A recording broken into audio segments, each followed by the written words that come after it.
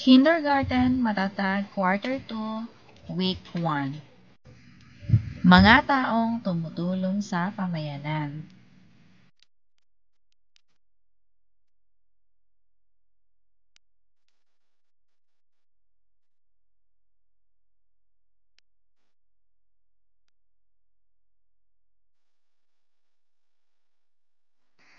Ang ating layunin para sa araw na ito ay nakikilala ang mga taong tumutulong sa pamayanan.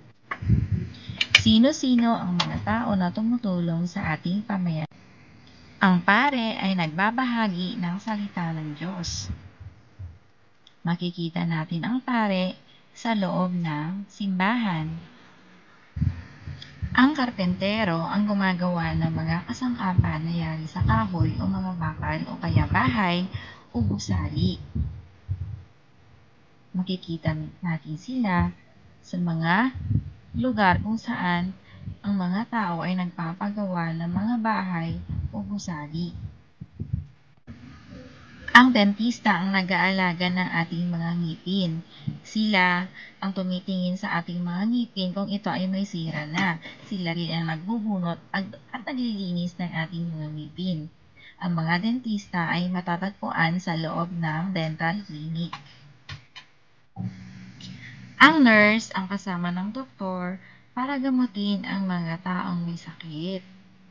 Matatagpuan natin ang nurse sa loob ng ospital. Ang doktor ay tumutulong para gamutin ang mga taong may sakit. Sila ang sumusuri sa atin para malaman natin kung ano ang mga kailangan natin na gamot. Makikita natin ang doktor sa loob ng ospital o mga klinik. Ang chef naman ay tagaluto ng masasarap na pagkain. Makikita natin sila sa loob ng mga restaurant. Ang bumbero ay pumapatay sa apoy kapag may sunog. Matatagpuan natin sila sa loob ng fire station. Ang guro ay nagtuturo sa mga bata sa kanilang mga aralin. Makikita natin ang mga guro sa loob ng paaralan. Ang gwardiya ang nagbabantay sa paaralan at iba pang lugar sa komunidad. Makikita natin sila sa mga gate kung saan sila nagbabantay. Pulis. Tumutulong ang mga pulis upang mailigtas sa panganib ang mga tao. Pinangangalagaan nila ang katahimikan at kaayusan ng pamayanan. Sila ang humuhuli sa mga taong hindi sumusunod sa batas. Matatagpuan natin ang mga pulis sa police station at sa iba pang lugar kung saan sila nagbabantay. Sundalo. Sila ang nagpapanatili ng kapayapaan at kaayusan ng ating bansa. Kagaya ng mga pulis, sila rin ang nagbabantay sa mga lugar kung saan sila pinapadala. Arkitekto. Ang mga arkitekto ay nagdidisenyo ng mga bahay at gusali. Tindero o tendera. Ang mga tindero o tendera ay ang mga nagtitinda ng mga pagkain at mga bagay na kailangan natin araw-araw. Sila ay matatagpuan sa palengke, sa mall, o sa mga lugar kung saan pwedeng magtinda. Waiter. Ang waiter ang kumukuha ng order at kailangan ng mga kumakain. Makikita natin ang mga waiter sa loob ng mga restaurant. Mekaniko. Ang mekaniko ang nag-aayos ng mga sirang makina ng mga sasakyan. Sapatero. Ang sapatero ang gumagawa o nag-aayos sa mga sirang sapatos. Pintor. Ang mga pintor ay nagpipintura ng mga gusali, dingding at kisame ng mga bahay. Parlorista.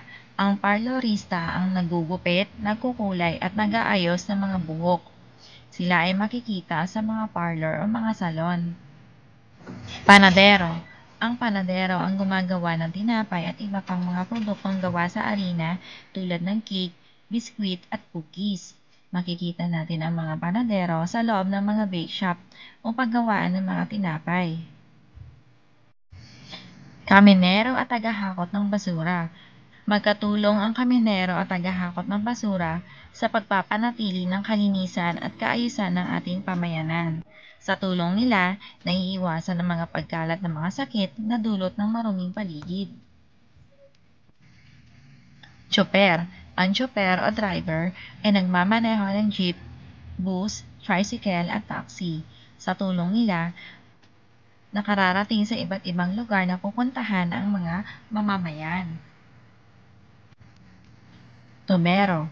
Tubero ang nagkukumpuni ng mga sirang gripo. Sila ang katulong ng pamayanan sa pagkakaroon ng tubig sa kabahayan. Mananahi. Ang mananahi ang gumagawa ng mga damit, kabilang din sa kanilang ginagawa ang kortina, punda ng mga unan, sapin sa kama at mantel. Delivery boy. Ang delivery boy ang naghahatid at tumatanggap ng mga pakete, padala o mga orders. Magsasaka.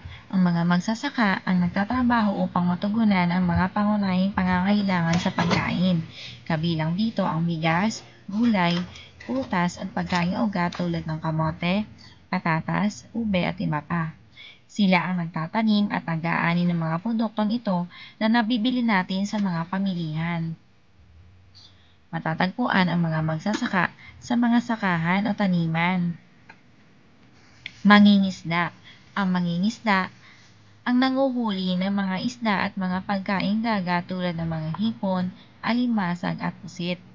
Makikita natin ang mga mangingisda sa ilog o mga dagat. Ating tandaan, ang mga taong ito ay tumutulong sa pag-unlad ng ekonomiya ng pamayanan.